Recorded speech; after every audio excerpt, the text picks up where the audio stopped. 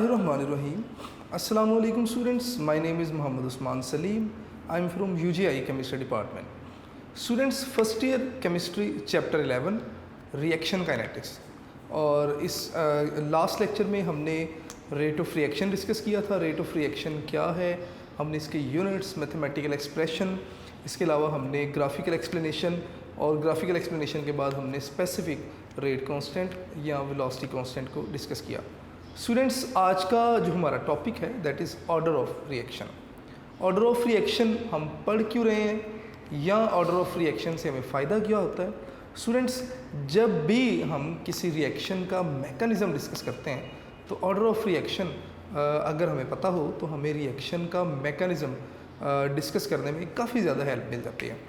तो order of reaction है क्या, हम बाय डेफिनेशन से स्टार्ट करेंगे और फिर हम इसकी टाइप्स को ज़ीरो ऑर्डर, फर्स्ट ऑर्डर, जो भी इसकी टाइप्स होंगी उनको बारी बारी डिस्कस करते चलेंगे। तो स्टूडेंट्स, सबसे पहले हम ऑर्डर ऑफ रिएक्शन से अपनी बात को स्टार्ट करते हैं। डेफिनेशन मैंने लिखी यहाँ पर, अगर आप डेफिनेशन देखेंगे तो कहते हैं जी कि ऑर्डर ऑफ रिएक्शन क्या है, नंबर ऑफ रिएक्टिंग मॉलिक्यूल्स। यानी कि जब भी कोई केमिकल रिएक्शन होगा तो उस केमिकल रिएक्शन में जो नंबर ऑफ रिएक्टिंग मॉलिक्यूल्स हैं, कौन से रिएक्टिंग मॉलिक्यूल्स जिनकी कंसंट्रेशन चेंज होगी, उस कंसंट्रेशन आल्टर, जिनकी कंसंट्रेशन चेंज होगी as a result of chemical change, as a result of chemical reaction, आप उसे नाम देंगे, उन नंबर ऑफ मॉलिक्यूल्स को आप नाम देंगे ऑर्डर ऑफ रिएक्शन का। ठीक है, या आप इस तरह से भी डिफाइन कर सकते हैं कि सम है, जमा है किसका, ऑल दी एक्सपोनेंट्स के एक्सपोनेंट्स का, यानी कि पावर्स का सम है। कब? इन रेट इक्वेशन। रेट इक्वेशन में कौन से एक्सपोनेंट जो कि कंसंट्रेशन के ऊपर आपने रेस कर दिए, या सिंपल मैं इसे इस तरह भी कहूँगा कि रेट इक्वेशन में जो कंसंट्रेशन है उनके एक्सपोनेंट्स, उनकी पावर का सम, उसे हम क्या नाम देते हैं, ऑर्डर का नाम देते हैं। फॉर एग्जांपल, लेट्स सपोज हमारे पास कोई केमिकल रिएक्शन हुआ, ए और बी मिलते हैं और इनके केमिकल रिएक्शन से जो हमारे पास प्रोडक्ट बनती है that is C+D। Students, let's suppose कि small A is the number of mole of A, small B is the number of mole of B, C और ये डी बने आपके पास। अगर मैं रेट ऑफ रिएक्शन लिखना चाहूँ तो ऑब्वियसली हमें पता है कि rate is proportional to the concentration of reactants raise to the power as exponent. तो मैं क्या करूँगा यहाँ पर, लेट्स सपोज कि मैं रेट इक्वेशन अगर लिखता हूँ तो दैट इज़ रेट इक्वल होगा कांस्टेंट के concentration of A into concentration of B. और स्टूडेंट्स, ये जो कंसंट्रेशन हमने लिखी, नंबर ऑफ मोल्स को हम क्या करेंगे, पार बना देंगे। ये तो थी हमारे पास कंप्लीट रेट इक्वेशन। अब अगर यहाँ से हम ऑर्डर ऑफ रिएक्शन बताना चाहते हैं तो ऑर्डर ऑफ रिएक्शन हम किस तरह से लिखेंगे, हम यहाँ पर बताएंगे कि ऑर्डर ऑफ रिएक्शन हमारे पास इक्वल होगा किसके, according to this equation A+B। इस इक्वेशन के मुताबिक हमारे पास जो ऑर्डर ऑफ रिएक्शन है वो इन पावर्स के सम के इक्वल है। A+B मैंने लिख दिया। स्टूडेंट्स, एक दो इम्पॉर्टेंट बातें आपने याद रखनी है कि ये जो ऑर्डर ऑफ रिएक्शन है ये हमेशा हम एक्सपेरिमेंटली कैलकुलेट करते हैं, यानी कि A+B it is determine experimentally या कैलकुलेटेड एक्सपेरिमेंटली। तो मैं यहाँ पर देख देता हूँ कि कैलकुलेटेड एक्सपेरिमेंटली, कि इसे ना हम एक्सपेरिमेंटली कैलकुलेट करते हैं। क्यों? अगर आप इस रिएक्शन में ऑर्डर ऑफ रिएक्शन देखेंगे ना according to this balanced chemical equation, तो आप खुद से बड़ा इजीली एक रिलेशन बना लेंगे शायद कि ऑर्डर क्या है, ए के नंबर ऑफ मोल और बी के नंबर ऑफ मोल को आप ऐड कर दें तो that will called order of reaction. ऐसा बिल्कुल नहीं है। ठीक है, बहुत सारी बैलेंस्ड केमिकल इक्वेशन ऐसी हैं कि जिनसे हम बैलेंस केमिकल इक्वेशन को देखते ही ऑर्डर ऑफ रिएक्शन जो है वो गेस कर सकते हैं, लेकिन बहुत सारी बैलेंस केमिकल इक्वेशन ऐसी भी हैं जिनमें आप बैलेंस केमिकल इक्वेशन को देखकर ऑर्डर ऑफ रिएक्शन जो है वो डिटरमिन नहीं कर सकते। ठीक है, कैसे वो आगे एग्जांपल्स भी आएंगी, आप खुद ब खुद मेरी बातों को समझते भी जाएंगे। तो मैं एक और पॉइंट यहाँ पर बना देता हूँ कि ऑर्डर ऑफ रिएक्शन में और may not be determine from balanced chemical equation.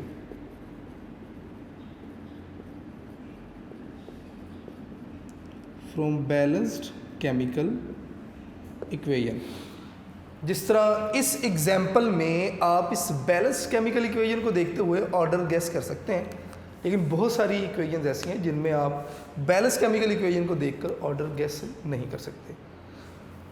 इसकी एग्जाम्पल, इस पॉइंट की एग्जाम्पल आगे आएंगे। नेक्स्ट आगे चलते हैं जी, टाइप्स ऑर्डर ऑफ रिएक्शन की। स्टूडेंट्स डिफरेंट टाइप्स हैं। फॉर एग्जांपल हमारे पास सबसे पहले आ जाते हैं जी के ज़ीरो ऑर्डर रिएक्शन आ जाते हैं। ठीक है, यानी कि ऐसे रिएक्शन जिनका ऑर्डर क्या होगा, ज़ीरो होगा, ज़ीरो ऑर्डर रिएक्शन कहलाएंगे। इसी तरह हमारे पास ऐसे रिएक्शंस भी हैं जिनका ऑर्डर पॉजिटिव होगा, जिसमें आप first order, second order, third order reactions तक हमारी बुक में एग्जांपल्स डिस्कस की गई हैं, वो इंशाल्लाह हम अभी डिस्कस भी करेंगे। इसी तरह बहुत सारे रिएक्शन ऐसे हैं जिनमें ऑर्डर नेगेटिव है। स्टूडेंट्स इसके अलावा ऐसे रिएक्शंस भी हैं जिनमें ऑर्डर जो है वो क्या है, फ्रैक्शनल है।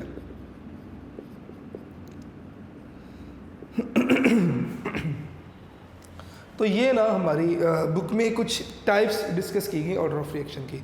तो स्टूडेंट्स हम स्टार्ट करेंगे जी ज़ीरो ऑर्डर से अपनी डिस्कशन को स्टार्ट करेंगे। तो ज़ीरो ऑर्डर से स्टार्ट करने से पहले ना मैं थोड़ा सा प्रीवियस कॉन्सेप्ट हम यहाँ से देखेंगे कि ऑर्डर ऑफ रिएक्शन क्या है। लेट्स सपोज मेरे पास कोई रिएक्शन है A प्लस B और ये कन्वर्ट होता है प्रोडक्ट्स में। Let's say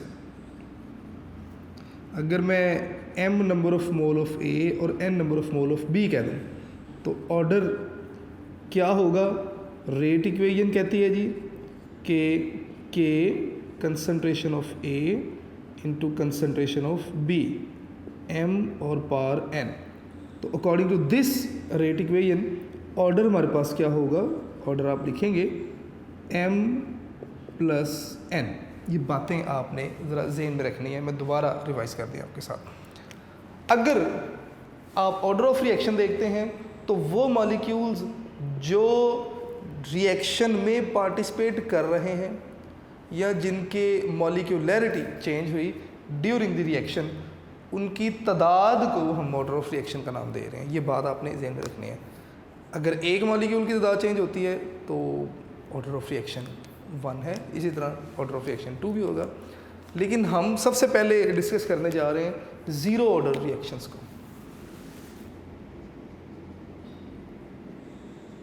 zero order reaction.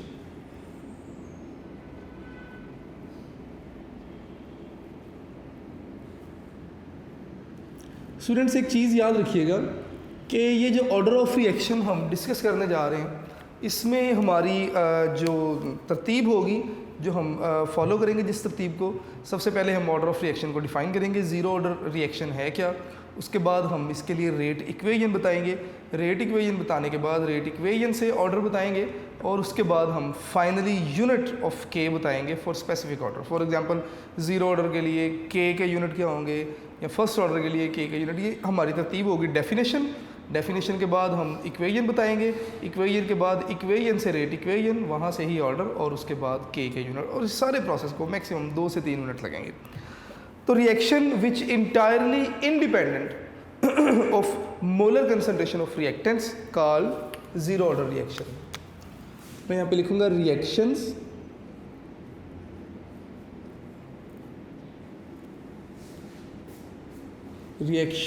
which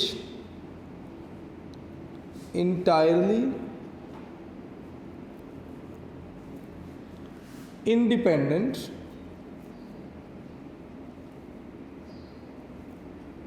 reactions which entirely independent of molar concentration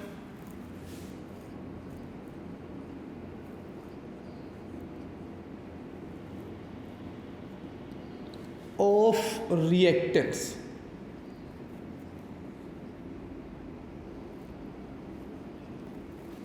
called zero order reactions. आप इन्हें ज़ीरो ऑर्डर रिएक्शंस का नाम देंगे। स्टूडेंट्स, इसकी एग्जाम्पल में हमारे पास ना जितने भी फोटोकेमिकल रिएक्शंस हैं वो सारे के सारे ज़ीरो ऑर्डर रिएक्शंस में आ जाते हैं। खैर, सबसे पहले हम इसकी एग्जाम्पल को डिस्कस करेंगे। इसकी एग्जाम्पल में हमने बताना है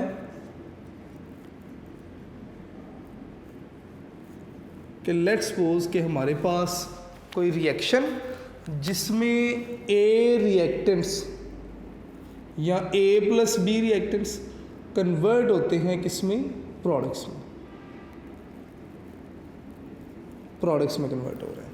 अगर मैं इनकी रेट इक्वेशन लिखूं तो रेट इक्वेशन बताती है कि के कंसंट्रेशन ऑफ ए ज़ीरो। अगर आप देखेंगे तो ए की कंसंट्रेशन ज़ीरो, और अगर मैं ऑर्डर देखना चाहूँगा तो ऑर्डर क्या होगा, आपने कंसंट्रेशन को ऑर्डर देखना है तो यहाँ पर आपके पास क्या आ जाएगा जी, ज़ीरो। इसका मतलब इस रिएक्शन का जो ऑर्डर है that is zero order reaction. कौन से रिएक्शन जो है वो ज़ीरो ऑर्डर रिएक्शन होते हैं? Mostly photochemical reaction are zero order. मैं यहाँ पर लिख रहा हूँ कि फोटो केमिकल reactions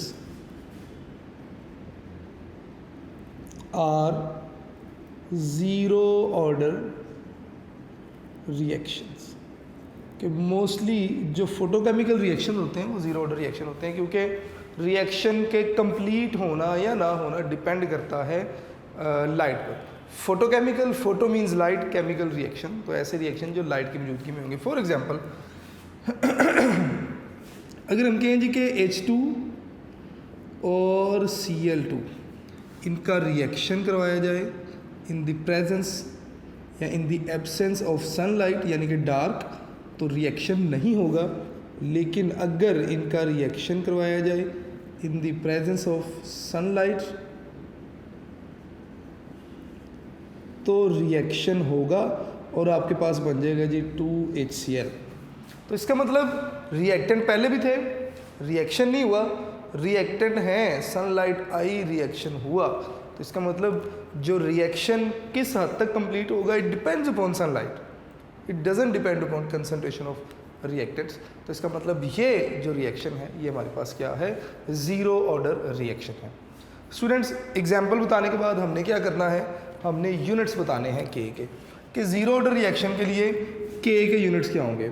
तो मैं यहाँ पर लिख देता हूँ कि यूनिट ऑफ के ज़ीरो लिख देता हूँ कि ज़ीरो ऑर्डर रिएक्शन के लिए के यूनिट क्या होंगे। हमने रेट इक्वेशन लिखी, रेट इक्वेशन में हमने लिखा जी कि रेट इक्वल होगा के into concentration of A zero, यानी कि ये तो वैसे ही 1 हो गया। तो मैं इसे कुछ इस तरह से भी लिख सकता हूँ कि रेट इक्वल टू के। ले ये रिलेशन हमने शायद पहले भी कहीं पढ़ा हुआ है जी, बिल्कुल हाँ, ये हमने रेट कांस्टेंट में पढ़ा था हमने लास्ट लेक्चर में, या वेलोसिटी कांस्टेंट भी, स्पेसिफिक रेट कांस्टेंट या वेलोसिटी कांस्टेंट इसे आप कहते हैं। और इसके यूनिट्स हमने पढ़े थे कि रेट का यूनिट क्या था, मोल पर dm³ पर सेकेंड। हमारे पास जो ज़ीरो ऑर्डर रिएक्शन है इनका यूनिट हमारे पास फिर क्या बन जाएगा, इनका यूनिट हमारे पास होगा जी मोल पर dm³ पर सेकेंड। तो के का यूनिट बिल्कुल वही होगा जो रेट का यूनिट है। तो मैं लिखूँगा जी कि मोल पर dm³ पर सेकेंड। क्यों ये यूनिट है ये हम लास्ट लेक्चर में पढ़ चुके हैं, ठीक है। इसके बाद नेक्स्ट हम डिस्कस करेंगे जी फर्स्ट ऑर्डर रिएक्शन को। फर्स्ट ऑर्डर रिएक्शन,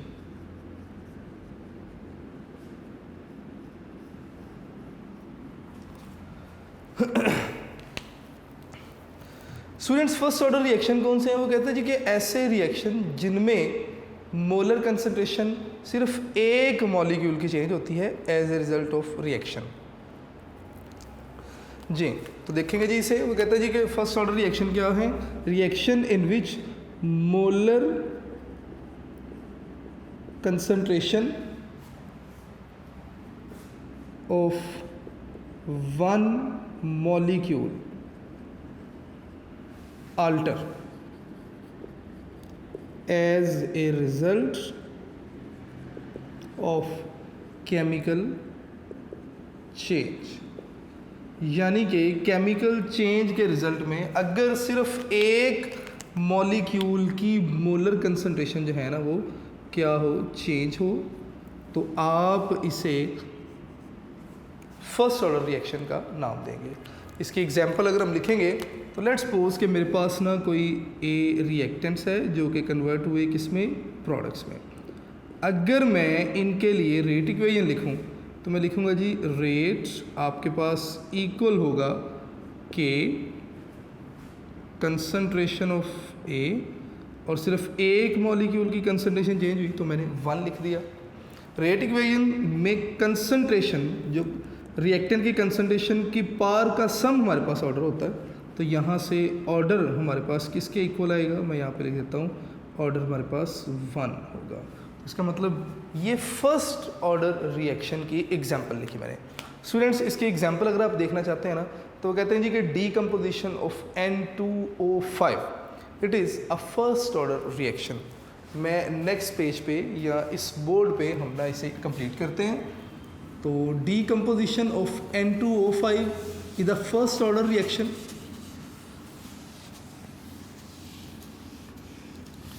कैसे जी, इसे देख लेते हैं।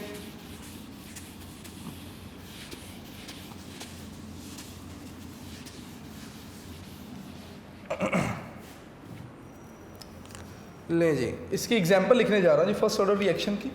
तो यहाँ पर मैं लिख रहा हूँ जी इसकी एग्जांपल। आप बताएंगे कि डीकम्पोजिशन ऑफ N2O5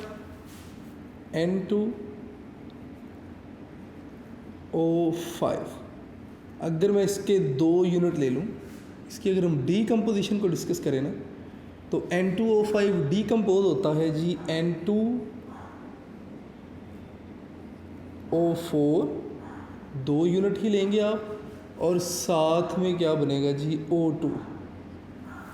तो it is a first order reaction. अब अगर आप बैलेंस केमिकल इक्वेशन देखेंगे ना तो यहाँ पर 2 लिखा हुआ है। आप सोचेंगे कि अकॉर्डिंग टू दिस मेथड या दिस इक्वेशन ये तो आपके पास जो है वो सेकंड ऑर्डर रिएक्शन होना चाहिए, लेकिन ऐसा बिल्कुल भी नहीं। जब हम इसका मैकेनिज़्म देखते हैं तो मैकेनिज़्म हमें बताता है कि ये जो N2O5 था ये पहले डीकम्पोज होगा किसमें, N2O4 और साथ में एक एटॉमिक ऑक्सीजन में, और इसकी decomposition is slow step. Second step में क्या होता है कि एक और N2O5 मॉलिक्यूल आता है और इसके साथ ये जो एटॉमिक ऑक्सीजन बनी ये रिएक्ट करती है और क्या बना देती है N2O4, और साथ में क्या बन जाएगा जी O2।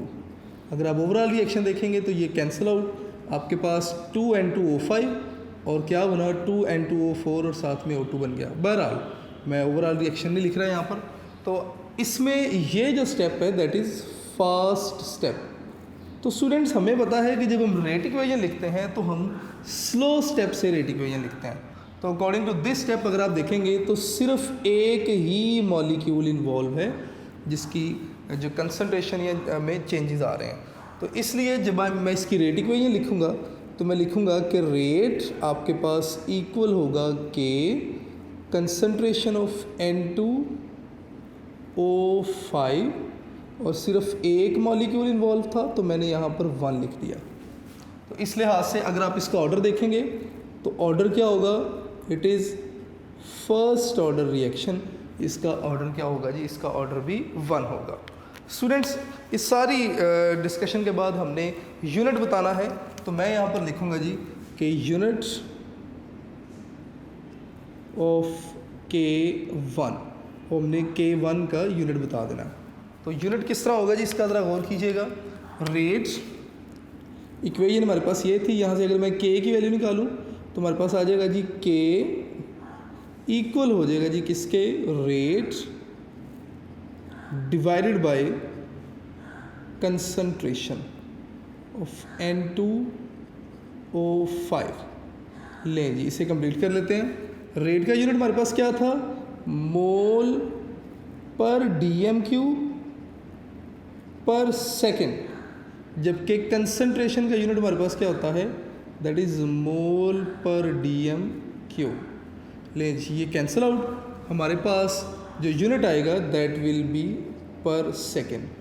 तो ये हमारे पास K का यूनिट बन गया, किसके लिए, फर्स्ट ऑर्डर रिएक्शन के लिए।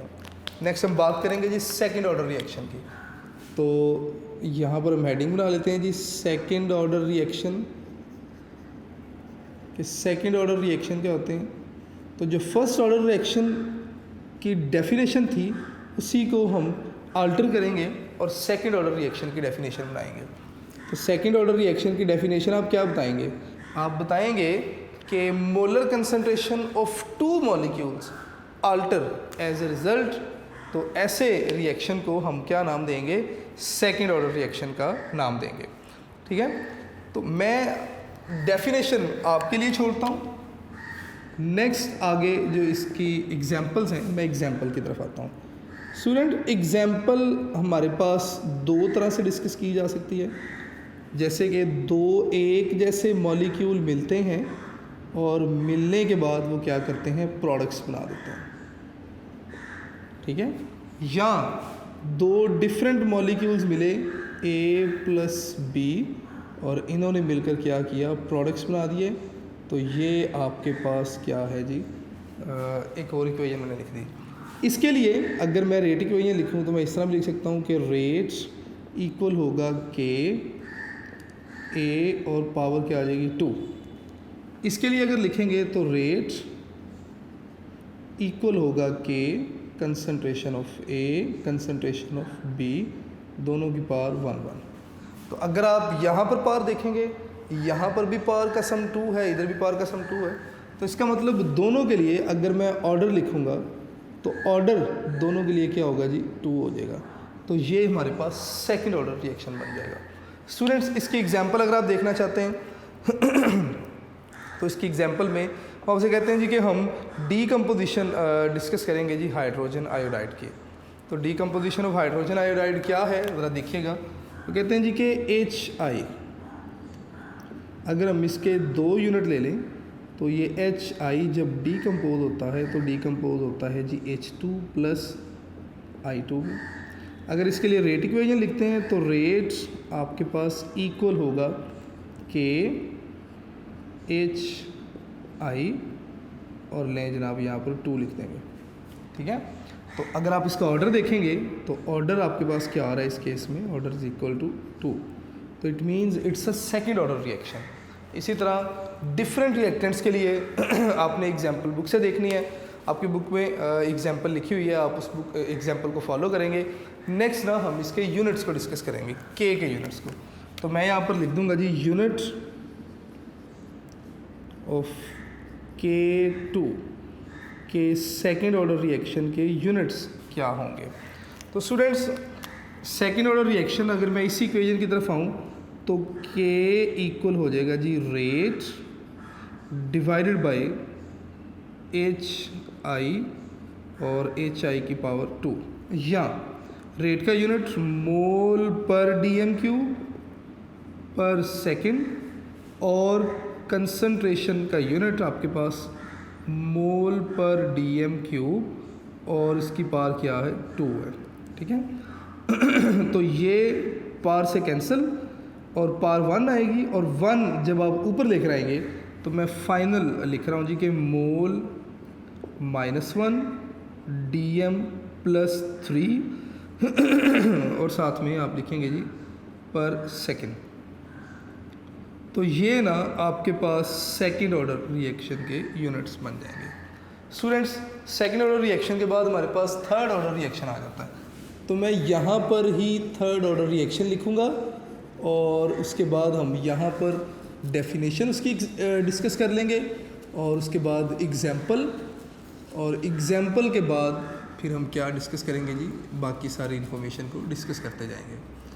लें जी बाकी सारा रोड मैप वही है जो पहले हमने डिस्कस किया, ठीक है।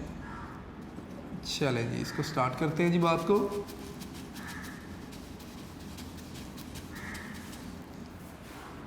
अब थर्ड ऑर्डर रिएक्शन हमारे पास कौन से हैं आपने बताना है। लें जी थर्ड ऑर्डर रिएक्शन कौन से हैं जी, हमने बताना है जी कि ऐसे रिएक्शन जिनमें 3 मॉलिक्यूल्स की मॉलिक्यूलरिटी चेंज होगी ड्यूरिंग केमिकल चेंज, तो आप इन्हें नाम देंगे थर्ड ऑर्डर रिएक्शन का। डेफिनेशन स्टूडेंट्स आपके लिए छोड़ी, नेक्स्ट हम इसकी एग्जांपल्स को डिस्कस करेंगे।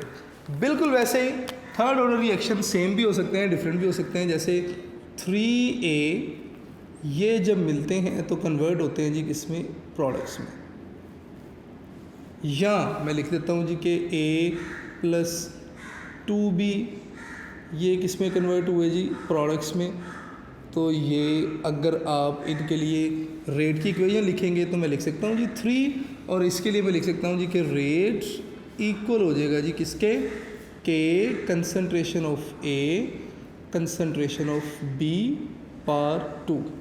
इसके लिए भी ऑर्डर 3 है और इसके लिए भी ऑर्डर क्या होगा, 3 होगा। तो it is a third order reaction. Students इसकी एग्जाम्पल अगर आप देखना चाहते हैं तो मैं ना डीकम्पोजिशन ऑफ NO2 को ही रिवर्स करके लिख देता हूँ, तो ताकि हमें याद रहे आसानी से। लिखूँगा जी 2N2O4 प्लस ऑक्सीजन। जब ये मिलते हैं तो मिलने के बाद ये क्या करते हैं, ये बना देते हैं जी 2N2O5। स्टूडेंट्स अगर मैं इसके लिए रेट इक्वेशन लिखूँ तो रेट आपके पास इक्वल होगा K N2O4 और साथ में O2 पावर 2 1। और अगर आप इसका ऑर्डर देखना चाहते हैं तो ऑर्डर हमारे पास फिर इसके इक्वल आ जाएगा, 3 के इक्वल आ जाएगा। It is a third order reaction. इसी तरह अगर इसके यूनिट्स देखना चाहते हैं आप तो मैं लिखूंगा जी यूनिट्स ऑफ K3, और K3 के यूनिट्स आपके पास क्या होंगे, रेट इक्वेशन हमारे पास ये लिखी जी कि रेट इक्वल टू A या K, और A की कंसंट्रेशन 3 मैंने लिख दिया जी यहाँ पर। अब मैं यहाँ से ही इसे कुछ इस तरह से भी लिख सकता हूँ कि K आपके पास इक्वल होगा किसके, rate divided by concentration of A पर 3। लें जी रेट के यूनिट्स क्या हैं, मोल पर dm³ पर सेकेंड, और कंसंट्रेशन मोल पर dm³, और पावर आपके पास क्या है, 3 है। ये स्क्वायर से कैंसिल, आपके पास स्क्वायर बचेगा पावर में, तो लें जी फर्दर उसे भी आप सॉल्व कर लें। तो नेक्स्ट अगर हम सॉल्व करेंगे ना तो हमारे पास आ जाएगा जी कि K इक्वल हो जाएगा जी सेकंड ऊपर लिखा जी मैंने डिवाइडेड बाय मोल पर dm³ का स्क्वायर। और अगर आप इसे भी ऊपर लिख लेते हैं तो मैं इसे इसी तरह लिख सकता हूँ कि K इक्वल हो जाएगा जी मोल स्क्वायर dm + 6 और साथ में पर सेकेंड। ये आपके पास ना थर्ड ऑर्डर रिएक्शन के यूनिट्स आ जाएंगे। स्टूडेंट्स इसी तरह हमारे पास फ्रैक्शनल ऑर्डर वाले रिएक्शंस को भी डिस्कस किया गया। फ्रैक्शनल ऑर्डर क्या है, ये हमने जूनियर क्लासेस में पढ़ा हुआ है कि अगर हम अल्केन्स की हेलोजिनेशन करवा दें तो ऐसे रिएक्शंस का जो ऑर्डर होगा that are fractional order reaction. इसी तरह student pseudo first order reaction है, अगर हमारे पास 2 रिएक्टेंट्स हैं, 2 रिएक्टेंट्स मिलकर प्रोडक्ट्स बना रहे हैं, इसका मतलब 2 रिएक्टेंट्स हैं तो ऑर्डर तो 2 होना चाहिए। लेकिन दोनों रिएक्टेंट्स में अगर एक रिएक्टेंट लार्ज इन असेस होगा, जैसे कि कोई सोल्यूशन ले ले, डाइल्यूट सोल्यूशन में सॉल्वेंट लार्ज इन असेस होता है, तो जो लार्ज इन असेस होगा इसे आप रेट इक्वेशन में नहीं लिखते तो देखने में तो सेकेंड ऑर्डर रिएक्शन है, लेकिन चूंकि एक रिएक्टेंट के कंसंट्रेशन को हम रेट इक्वेशन में नहीं लिखेंगे तो ये भी फर्स्ट ऑर्डर रिएक्शन होंगे। इसी तरह बेटे नेगेटिव ऑर्डर रिएक्शन जैसे कि ओजोन की डीकम्पोजिशन इनटू ऑक्सीजन, खैर आपके बुक में डिस्कस नहीं की, लेकिन ऐसे रिएक्शंस का जो ऑर्डर है that is negative order reaction. ये बेटे हमारा आज का लेक्चर था जिसमें हमने ऑर्डर ऑफ रिएक्शन को डिस्कस किया, इसकी टाइप्स को डिस्कस किया। आप लोग अपने लेक्चर नोट्स ज़रूर बनाइएगा। इंशाल्लाह नेक्स्ट लेक्चर में नेक्स्ट टॉपिक डिस्कस करेंगे। अपना बहुत सारा ख्याल रखिएगा। अस्सलाम वालेकुम।